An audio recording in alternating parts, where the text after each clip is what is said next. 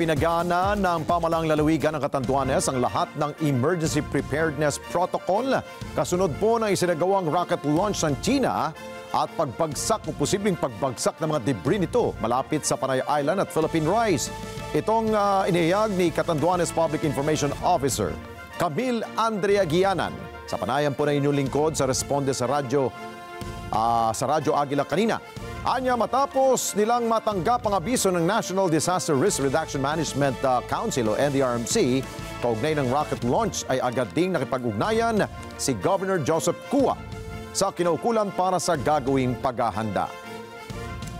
Governor's Office or Governor Joseph Cua po, Buboy Cua, already instructed immediately our PDRRMO po na i-activate lahat po ng emergency preparedness protocol ng probinsya. On the side po ng PDRRMO, umaksyon na po ito kaagad. So alerted na rin po ang lahat ng MDRRMOs natin sa munisipyo ng Catanduanes. So more on precautionary measures and monitoring po ang ginagawa ng ating MDRRMO sa ngayon. Sa ngayon niya, wala pa namang naiulat na may mga residente sa kanilang lugar ang nakapulot o di kaya ay nakakita ng debris na posibleng galing sa pinakawalang rocket ng China. Nilinaw din ni Guianan na malayo naman sa Panay Island ang sinasabing drop zone at bukod dyan, malayo din ang bayan ng Bagamanok sa isla ng Panay. Opo. Actually po, yung report naman po ng advisory is 380 nautical miles near Panay Island. So, in-expect naman din po na sa na area po siya, hindi naman po malapit sa mismong island.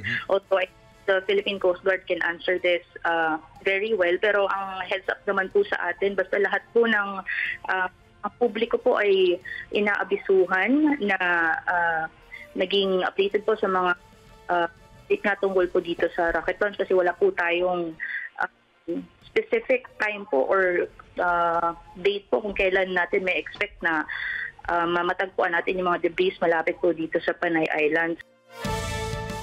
Maraming salamat sa inyo pong pagsubaybay sa Mata ng Agila Primetime. Para malaman ang matatag, matapang at matapat na mga balita, i-follow lamang at mag-subscribe sa AtNet25 TV.